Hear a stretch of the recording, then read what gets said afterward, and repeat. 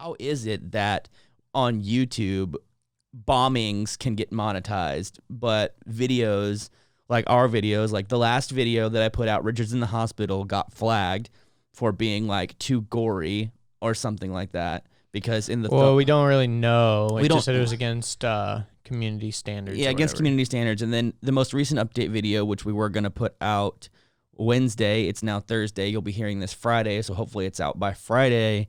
I was ready to post, and then I got like a notification, like a yellow flag that was like, "Hey, it's not up to community standards." And I'm like, what the fuck is this? Well, the thing that's fucked up is the last video that we put out, which was the Richard's in the hospital video where we asked everyone for the messages and stuff. That video became remonetized later, right? It got green. Like the next day and a half. Because a lot of the times it's just a robot. It's an algorithm that picks up on what they detect as, not community friendly. So I think if they saw flesh tones and they saw blood tones and they saw a bunch of skin tones, and I think it's smarter than just seeing skin tones, but yeah. Well, whatever. But it used whatever algorithmic thing it did. I mean, you were in the hospital and there was blood on your face, like, and the thumbnail was literally like you with like a scar on your head, like with blood. Mm-hmm. Like it kind of, I mean, the face that's in the thumbnail kind of looks like a fucked up, like,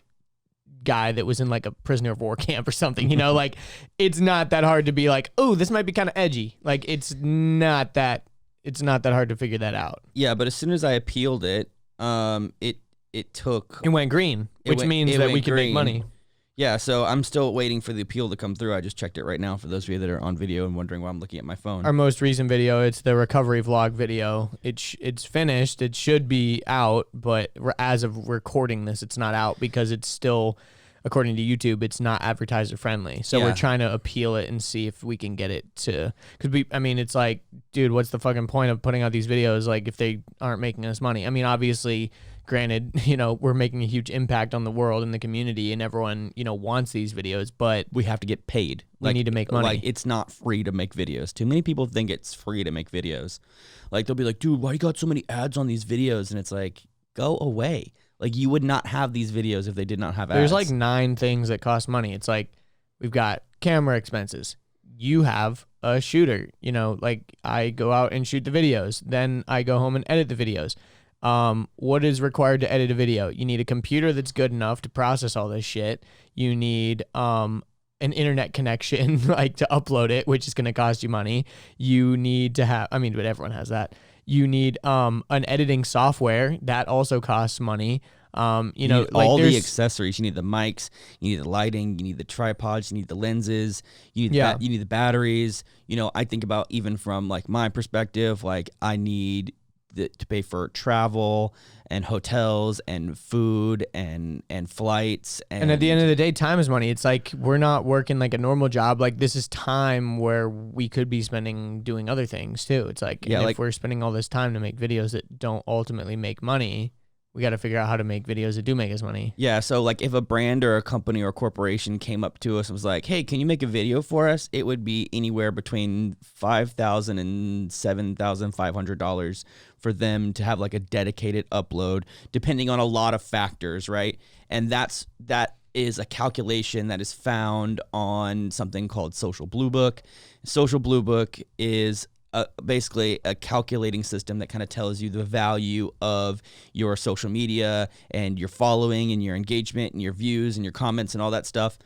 But we haven't, for the past year, had a single sponsored video. Like, we've been relying strictly on AdSense, and I've been paying out of pocket for all of this because we're treating it, like a startup, because we know this is a valuable thing that needs to reach a lot of people. And it gets annoying when people complain about something as little as ads. It's like, go away. Do you want these videos?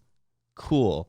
You got to do, it's like, it's just bothersome because it's like the value and that calculation didn't really even calculate in a lot of like production costs or like travel costs, or that's just how much the video is worth. In advertising money, basically. Yeah, within advertising. With eyeballs and all that. Yeah, with the context of eyeballs. But yeah, it's an interesting dilemma.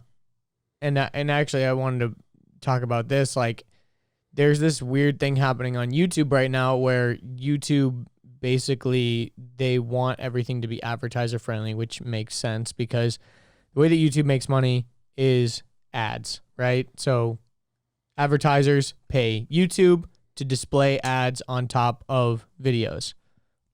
So when you're on YouTube and you're watching, you have to watch ads and all that, and that's how you make money. But YouTube won't display ads on certain videos for specific reasons. So, for example, if you're, an ISIS, this video just got demonetized. If you're an ISIS person and you're uploading beheading, if you're uploading beheading videos and you don't want, and you're trying to get monetized, like if you're McDonald's, you don't want your ads being displayed over a beheading video. That doesn't seem very appetizing. That a beheading video doesn't lend me to eating a Big Mac. Yeah, or if you're Coca-Cola, you don't want to be advertised on a video that's overtly sexual. Yeah. Or something that's meant to. But the problem is there's this blurred line of, okay, yeah, we can give these like blatant examples of, a beheading video or something like that. But then we've also got this new COPPA stuff, which is basically all having to do with children's content and children being advertised towards.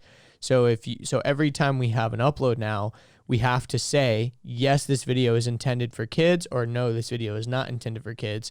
And we always put that this video is not intended for kids because it's not. And that regulation was an agreement that YouTube made with the Federal Trade Commission because they got fined $170 million for violating the child advertising laws or something. Child advertising laws. And basically those child advertising laws are in place so that TV commercials and stuff, they can't just make 5 minutes of content and then all the rest is just ads for kids or, things like that. It makes sense.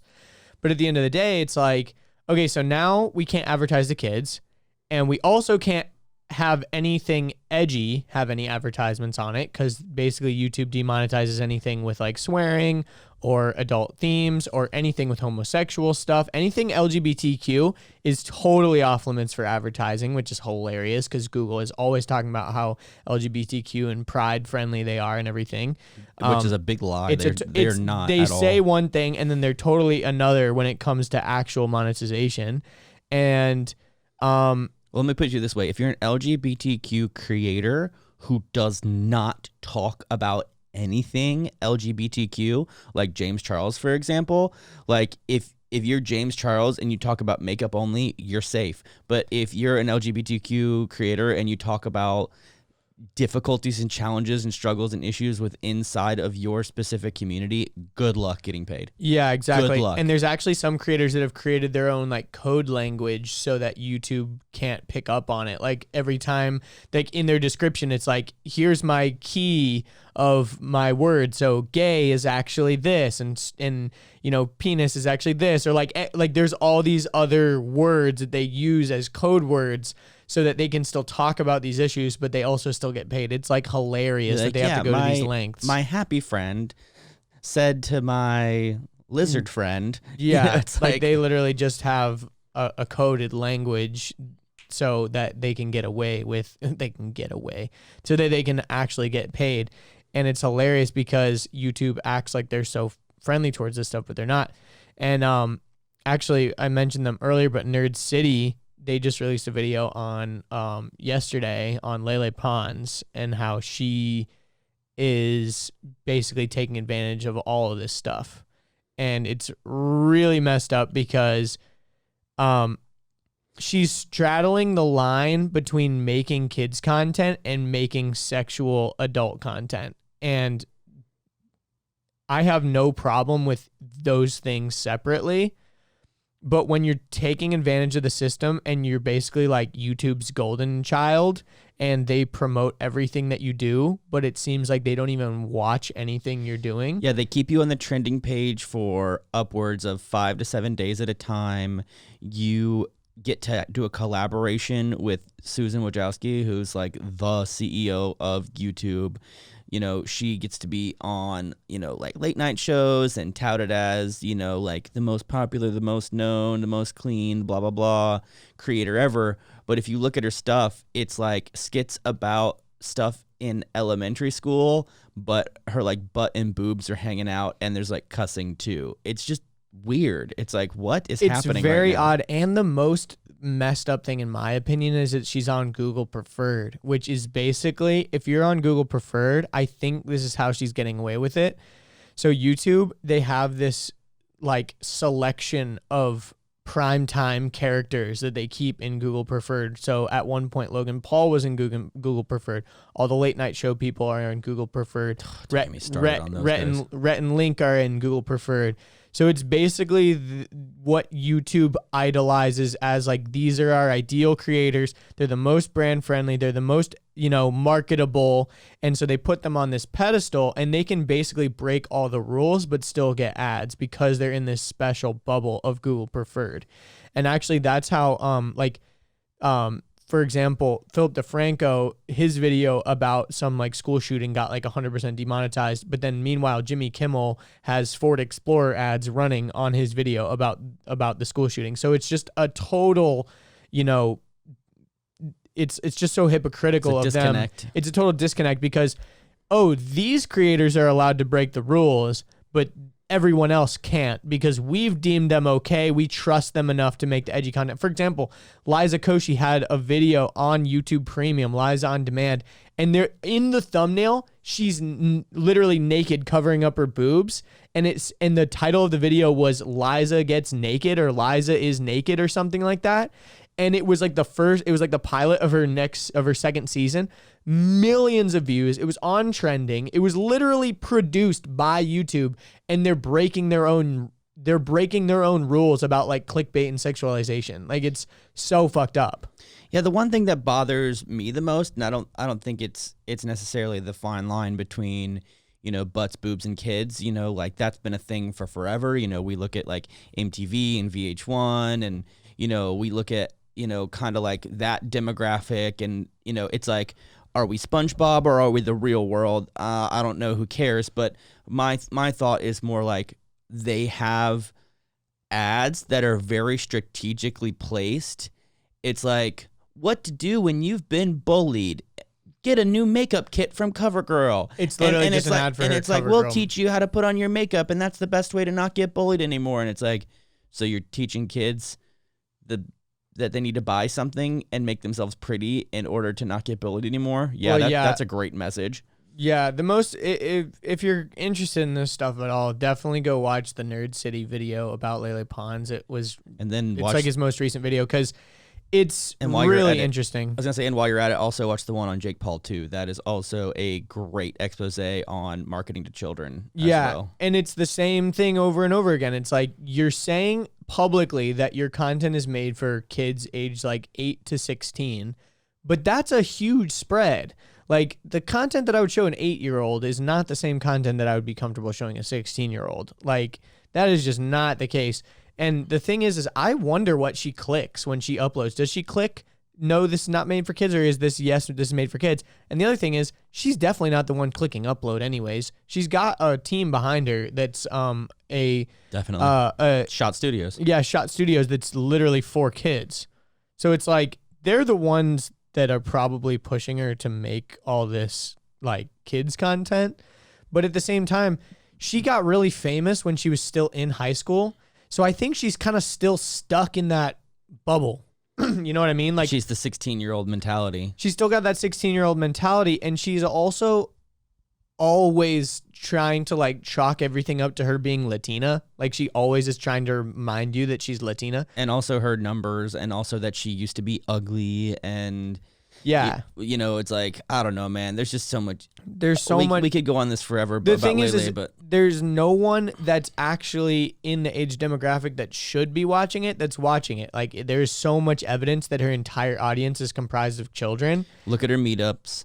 If you look at the video responses that she's getting, if you look at the hashtags on Instagram of all the girls like uploading, if you just are a person who's older and you watch the stuff, like, you could show this to like a 12-year-old and they're like, this is so fucking lame. Like, you know, like. Yeah, I could show it to my, niece, and she's probably 14 or 15. And the other thing is she totally rips stuff off. Like, she'll go find like old videos of like old like Charlie Chaplin or like Spanish shows, like shows that are in Spanish that are like the old kind of like slapstick little skits and stuff, like in a classroom, and she literally copies them scene by scene and reaction by reaction. Physical comedy. Yeah, it's just so fucking cringe. She's lazy, man. But it's messed. It's just so weird. It's like the evidence will suggest that she's a hard worker who plays by the rules. And what I mean by evidence is that she's on Google Preferred. She gets millions and millions and millions of views. She gets millions and millions and millions of subscribers. She gets all these huge brand deals, all these collaborations. But if you actually take time to stop and look, you're like, this is the most unfunny thing I've ever seen in my life. And it's really sad. And she is violating so many rules of kid advertisement and FTC. And it's just like, it's predatory. It's really predatory. In the Nerd City video, he literally breaks down all of YouTube's policies about children's content. It says anything, there's like 10 bullet points, and it's like if any of these are contained in the video, it might not be eligible. It won't be advertiser friendly or whatever. And he breaks it down. She breaks every single one of the rules. Mm-hmm. And it's just like so blatantly obvious that YouTube is not paying any fucking attention and is only listening to what her agents and stuff are saying. Because it's like, there's who at YouTube is watching Lele Pons videos? No one. They're just trusting that, oh, she's been on this. Oh, she got featured in this. Oh, there's an article about her on this. Oh, she's so inspirational. Oh, she wrote a book. Oh, like she's got all the right like check boxes checked. So they just like don't check her actual content that's full of cussing, that's full of sexuality, that's full, and like I have no problem with any of that shit. Like, obviously, like, I watch a lot of sexual content. I watch a lot of profanity. We're cussing right now. Like, I don't care. But the thing is you can't talk outside of both sides of your mouth, YouTube. Like, you need to monetize people that are doing the same fucking thing that she's doing, or, like, don't monetize her shit at all. And, like, crack down on her mixing child content. It's like the same thing with that breastfeeding mom that like sells nudes, and like the way that she gets away with like showing her boobs on YouTube is because she's like breastfeeding but also like sexualizing herself. How about the ladies that do make cleaning videos? You know about these cleaning videos? Yep. They're like, this is how you vacuum your living room. First, you're gonna want to pick up all the toys, and then it's them in booty shorts bent over just picking up all the toys. Like a nice long like down blouse shot where you're basically showing or they're chest. Showing their butt off, and you're like, what the heck is going on here? And all the comments are timestamps. Yeah, timestamps, and there's comments from kids or like creepy adults, and then it's like you go on their Patreon, and it's an 18+ Patreon. It's like, oh, you're just using YouTube as a marketing tool to get people onto your 18+ Patreon, and holy crap, you're making $14,000 a month from Patreon. What? And then there's still ads on those videos, and you're like, you've got to be joking me right now. The thing is I can't. The thing is I don't really care that there's ads on those videos. Like, I can't knock their hustle. But if you're marketing it towards kids, then yeah, that's kind of messed up. But like especially the toy picking up videos, kind of like, yeah, who's watching that? But at the end of the day, like, that's kind of a weird loophole that I'm like, okay, fine, whatever, if that's what you want to do. Like, I have no problem with like sex work. I have no problem with people like selling nudes. I have no problem with any of that. The problem comes when you're mixing it with kids stuff. Like, that's just not cool. Yeah, and I think it's one of your audience is primarily kids. For sure. Things are like, Lele, it's like, hey, Lele, are you Lele Pons or are you Bella Thorne? Pick. You can't be a Disney star and a slut at the same time. Well, Bella Thorne was a Disney star. That's what I'm saying. It's like you can transition. Mm-hmm. Like you can go from Disney to whatever Bella Thorne is up to right now. She literally directed a porno. Yeah, to whatever she's up to now. On Pornhub. That's fine. Make that transition, but you can't be both at the same time. Exactly. And hey, YouTube, you can't let her be both at the same time. I think it's interesting how after this FTC, COPPA, major fine, because all it took was one ambitious regulator to spend a couple of years collecting evidence to just slam dunk. Like there was no appeal. YouTube was like, He said it was like shooting fish in a barrel. yeah, YouTube was like, okay, you got us. Here you go. Here's your $170 million. I am interested in that same type of regulator pinning individual creators. Well, they said they're going to do it. Like going in and being like, hey, Jake Paul, you owe us $200 million. Hey, Lele Pons. It's $40,000 per infraction. So each video that infracts, I don't know if that's the right word, infringes on the rules, you can literally be fined up to $40,000 per video. Yeah, and it's like, okay, Lele, here we go. Okay, Liza, here we go. Like, and Liza's a little more chill, I think, with that stuff. Liza's she doesn't curse online. Liza's way more chill. But I'm just saying, like, it just takes one ambitious regulator to just jump in there and be like, okay, pew, pew, pew, pew, pew. Like, hope you enjoyed that clip. If you want the full episode, you can click right here. If you want to subscribe, click here. If you want more clips, we got 2 more right over here.